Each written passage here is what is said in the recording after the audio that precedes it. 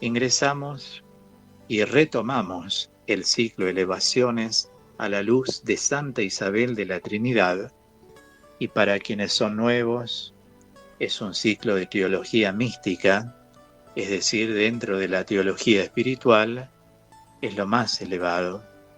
Ella fue una mística, Isabel de la Trinidad. Y estamos entonces nosotros profundizando distintos fragmentos de su obra bajo el nombre Elevaciones, dado que todo lo que aporta, más las explicaciones que voy dándoles, tratando de desmenuzar todo, ayuda notablemente a elevarse. Y esto es estar en gracia de Dios. Como dice y enseña Santo Tomás de Aquino en la Suma Teológica, la gracia supone la naturaleza y la eleva. Esto significa que no hay gracia si no hay naturaleza humana,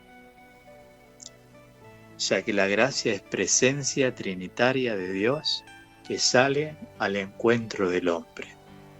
Sin embargo, para que el concepto de gracia, que ya lo vamos a ver detalladamente en neumatología, el otro ciclo que empecé a dar hoy, para que sea gracia tiene que haber encuentro de voluntades. La voluntad divina se tiene que unir a la humana,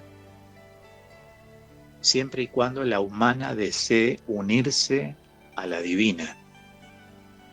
No existe la gracia como una varita mágica. Por ejemplo, esa persona es agraciada. Dios la tocó. Sí, Dios llama a todos. Sin embargo, esa persona, para ser agraciada, siguiendo y respetando estrictamente el concepto de gracia, tiene que responderle a Dios. No existe una persona agraciada si no le responde a Dios. Por eso, para responderle a Dios, necesita disponerse y luego sí salir al encuentro de Dios para que Dios se hipostatice, empiece a presencializar su vida. Ahí la persona entra en este estado de gracia. Entonces, repito la definición de Santo Tomás de Aquino: la gracia supone la naturaleza, o sea, trabaja sobre la naturaleza, por eso se dice la gracia es sobrenatural. Sobrenatural significa que trabaja sobre la naturaleza psíquica, física, emocional de la persona y lógicamente espiritual. Y la eleva, agrega, es decir, una vez que Dios está presente, ¿quién no va a ser elevado? Elevado en un contexto amplio de la palabra, dimensionalmente elevado. Y cuando digo dimensionalmente elevado, quiere decir que todas las dimensiones del ser que han sido creadas por Dios en el hombre son elevadas. La dimensión afectiva, la dimensión nocional, o sea, lo que vamos conociendo de Dios, la dimensión social, empiezan a aparecer vínculos de personas buenas, sanas. Dios va elevando esa dimensión. La dimensión económica se eleva, no para hacernos ricos, sino para mantener una regularidad económica según los gastos que cada uno tiene que afrontar, que son tan diversos unos de otros. Eleva la religiosidad de la persona, eleva la espiritualidad de la persona, eleva la dimensión ética de la persona.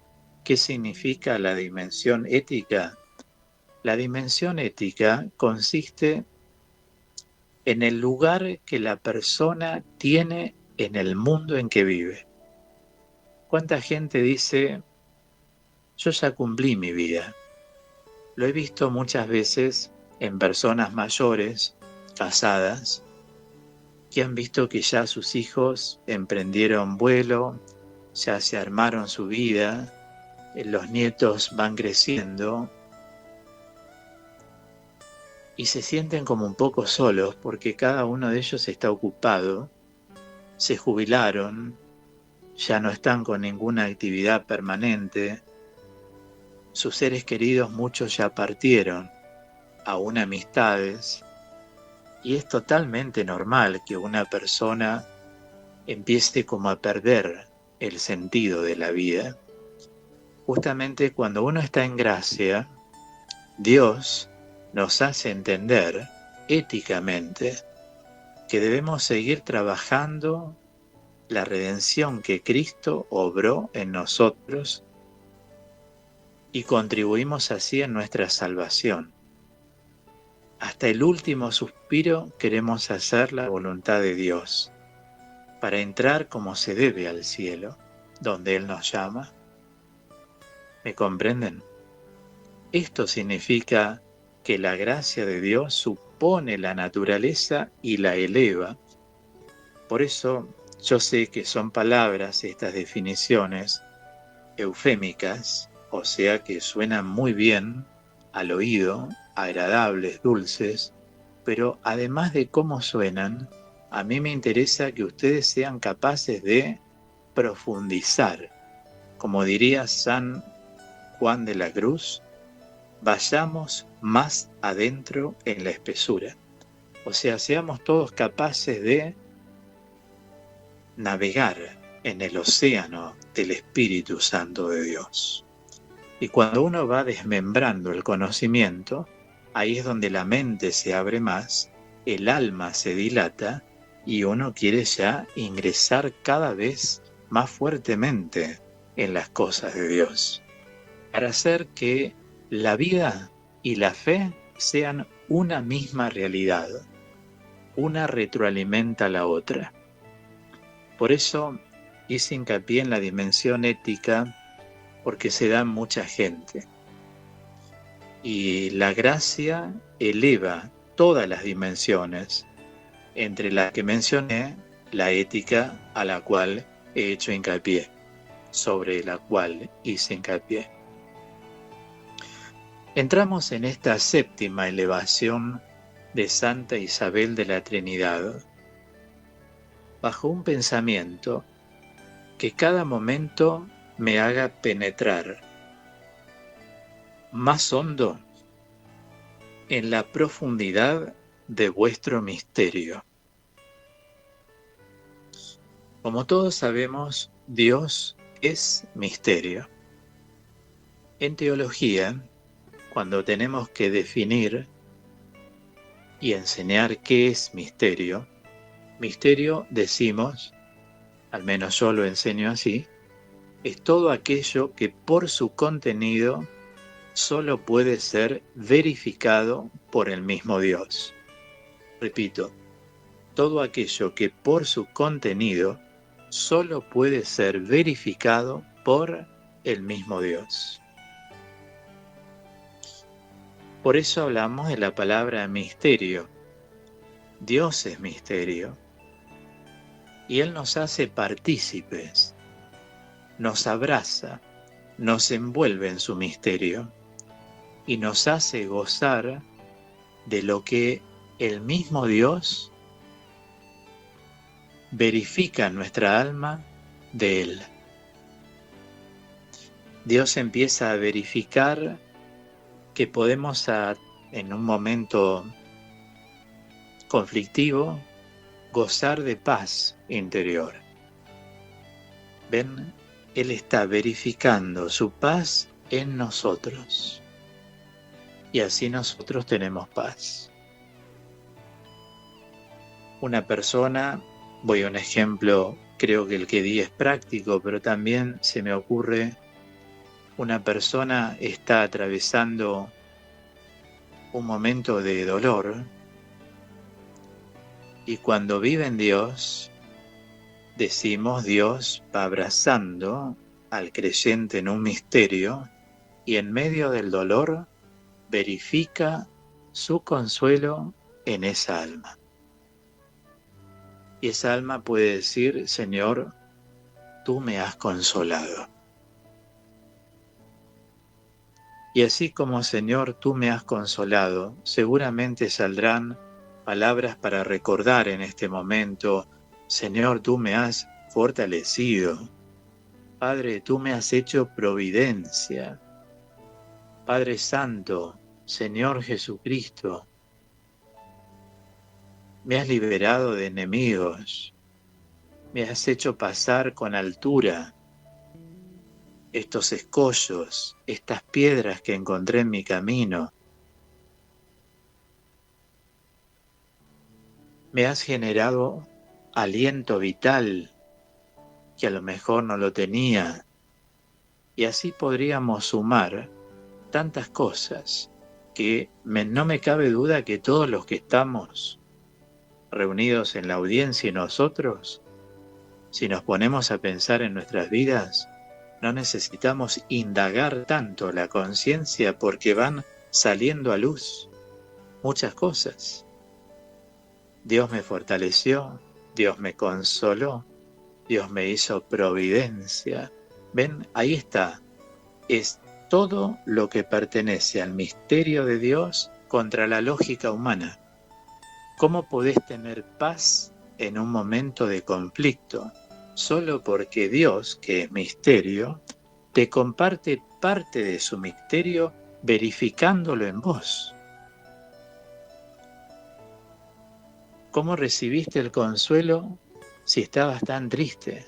Va contra la lógica formal de la razón. Sin embargo, Dios es misterio.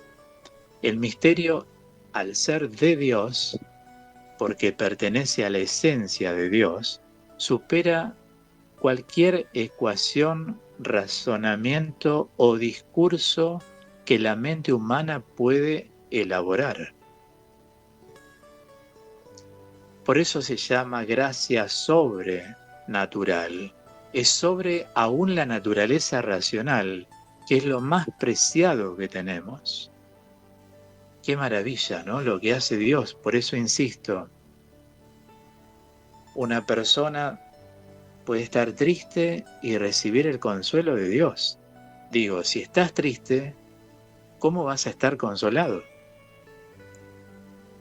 Tenés que no estar triste para estar consolado. Ven, va contra la lógica formal, va contra la razón humana. Sin embargo, Dios es misterio y comparte su misterio. Por eso digo, nos abraza, nos envuelve en su misterio cuando estamos en gracia de Dios. De ahí en más, qué importante es buscar siempre estar ordenado. Ya sé, algunos de ustedes dirán, pero ¿cómo hago? Las cosas de la vida me desordenan, lo que sucede me desordena, a veces vuelvo al orden y me desordena. Todos somos pecadores, no somos ángeles.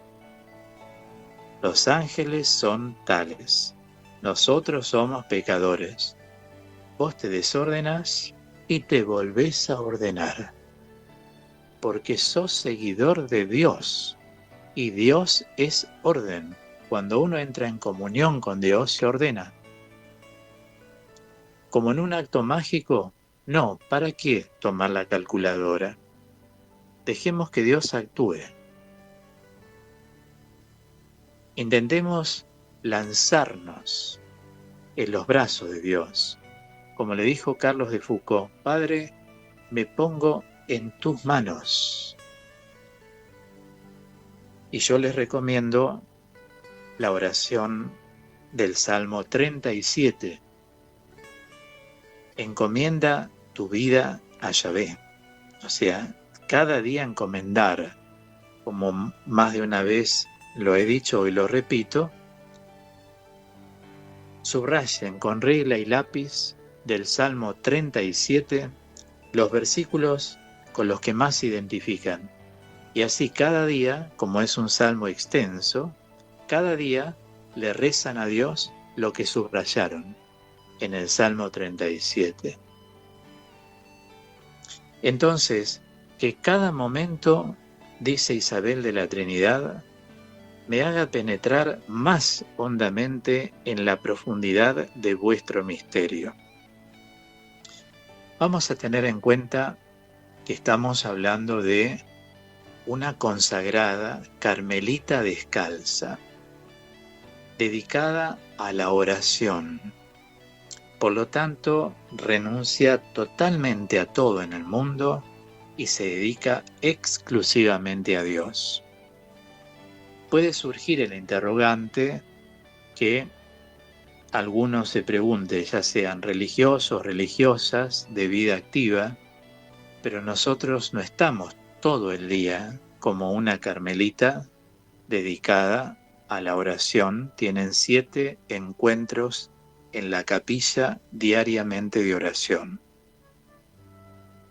Sin embargo, la oración, si bien supone silencio y además concentración en cada palabra, en cada frase, si es cantada en cada canto que uno le eleva a Dios, también la oración no se circunscribe a esa finalidad primera y principal, que es el silencio y la concientización, sino que Dios espera que nuestra vida sea una oración.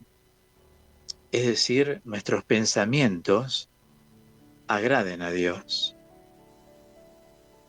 que nuestros sentimientos sean nobles, que de nuestras palabras salgan palabras edificantes, no destructivas, que nuestros pensamientos sean pensamientos nobles, que nuestras actitudes sean actitudes coherentes con el Evangelio. Y eso no pulula, o sea, no reina en el mundo.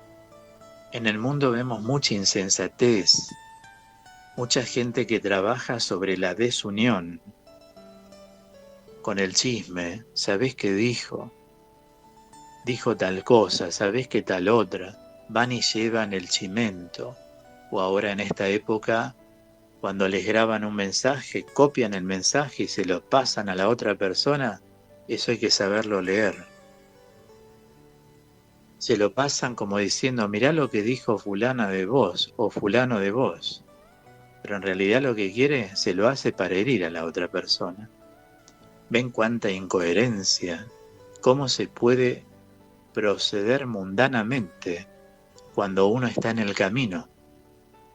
Cuando uno está en el camino, la persona, por más que recibe un mensaje grabado de crítica a otra, nunca se la va a pasar a otra, porque sabe que eso genera desunión, no genera unidad. Y hay personas que donde están generan desunión, con sus comentarios, con las formas de ser, con los mensajitos, trabajan para desunir a los demás. No son personas de Dios. Las personas de Dios se caracterizan por trabajar por la unidad. Donde están, unen. Hablan lo justo si es necesario, lo que sale de sus bocas va a ser siempre gratitud, consejos de bien, consuelo, animosidad. Si de su boca sale lo opuesto a todo esto, no es una persona de Dios. A lo mejor quiere serlo, pero todavía no descubrió que así no se es persona de Dios. La persona de Dios no es chismosa. Dios es coherencia y por tanto la persona de Dios intenta ser lo más coherente que puede en su vida, sobre todo respecto de los demás. Así como el pecado social es el más grave de los pecados que existe porque afecta a las personas. Lo mismo la incoherencia personal respecto de otros afecta a las personas. En cambio, una persona de Dios A lo mejor se le va a escapar algo y enseguida lo ataja. Es prudente. No es frontal, que dice cualquier cosa que le viene a la mente. Primero piensa ágilmente y después dice lo que sabe que construye. Lo que no construye lo apaga en su vida. El olvido del yo no tiene que tener límites. Debe ser algo sin medida para un alma que ha resuelto su peregrinación a Dios. Es decir, una persona que ya resolvió, yo de ahora en más quiero seguir peregrinando en las cosas de Dios y marchar cada día de mi vida hacia Dios. Por lo tanto, tengo que cuidar estas 5 vías que son las que llevan al pecado. Los pensamientos muchas veces pecan. Los sentimientos y las emociones, ni que hablar. Las palabras. Tanto es así que el apóstol Santiago, creo que es por el capítulo 4, habla de los pecados de la lengua. Que ya los sabios en el Antiguo Testamento también atacan esto, porque es muy propio del hombre desordenar con la lengua, como los ejemplos que he dado y tantos que podríamos sumar. La otra vía, las reacciones. Saber cómo reaccionar en cada situación, salvo en un imponderable. Y por otro lado, las actitudes, cómo actuar. Muchas veces me ha tocado decir en personas que he atendido, no actúes de esa manera. Y a veces me dicen, pero no puedo. Y yo le digo, mirá, desde que te conozco, no veo que hagas demasiado esfuerzo para cambiar. Estás instalado o instalada en tu yo. Cuidado con los límites del yo, que pueden envanecer a una persona. Para todo hay un límite. Recuerdo un muchacho que salió primer promedio en una escuela técnica. Siempre le resultó fácil y terminaba con 10. Y cuando entró a la facultad de ingeniería, pensó que iba a ser ese mismo alumno de 10. Y cuando lo bocharon en una materia, cayó en un pozo depresivo. Tardó un tiempo en retomar la carrera. Después siguió siendo buen alumno, pero no el mejor, porque no siempre se es el mejor. Y ser el mejor alumno en una facultad no significa que es el mejor profesional. Estudiaste bien, cumpliste con los deberes. Al profesional se lo conoce después de recibirse. Allí se puede hablar de nivel de un profesional, pero no mientras es como un alumno de escuela que va todos los días a cursar y dar examen. Al profesional se lo conoce en la totalidad del manejo de la profesión y cómo la aplica, no por el puntaje que tenga durante el estudio. ¿Ayuda? Sí, claro que ayuda. Una persona que pudo lograr un puntaje alto está mejor preparada profesionalmente que alguien que no lo tuvo. No hay lugar a dudas. Cuando uno va a un médico, uno no sabe qué puntaje sacó el médico. Capaz que pasó con 5 todos los exámenes, por lo tanto no va a ser un gran médico. En cambio, si el médico sacó puntajes altos, todos los profesores apuntan a darles ese puntaje, y ciertamente es, pero cuando uno va a un médico no le pregunta cuánto es su promedio en la carrera. No obstante, al profesional se lo conoce cuando ejerce la profesión, no cuando estudia, porque todavía no es profesional en lo que hace. ¿Cuánto hay que cuidar los límites del yo? Y ella escribe estas palabras en esta 7ª elevación. Quisiera, Señor, sumergirme en tu seno, como gota de agua en un inmenso mar. Destruye en mí, Señor, todo lo ajeno, para que en tu ser, ya libre, pueda reposar. Vamos de vuelta. Quisiera, Señor, sumergirme en tu seno. Para ella era muy importante el estado de gracia, vivir sumergida en Dios. Sumergida es un gesto de humildad. Cuando uno dice, Señor, quiero sumergirme en ti, es un acto descendente que marca la humildad de la persona. Como gota de agua en un inmenso mar, una de sus representaciones de su espiritualidad es la gota de agua en el océano, que si no está, se nota. Él ya dice que cada uno es una gota de agua en el océano, o sea, algo muy minúsculo y a su vez algo tan mayúsculo como es un ser humano, una persona, que está dotada de cuerpo, de alma y de espíritu, que puede llevarla a la santidad. Qué importante que es cada persona. Destruye en mí, Señor, todo lo ajeno, o sea, todo lo que no me permite entrar en ese inmenso mar, en sumergirme en él. Ahí está haciendo eco de los límites del yo. Destruye en mí, Señor, todo lo ajeno, o sea, esos límites del yo que no me permiten sumergirme en ti. Por eso concluye, para que en tu ser, ya libre, pueda reposar. Ella es consciente de la necesidad del despojo, que los antiguos padres de la espiritualidad llaman la anapausis. Es una virtud que se va adquiriendo en la vida. Todos no somos iguales. Cada ser humano es uno y único. Lo que tenemos por igual es lo dado por Dios.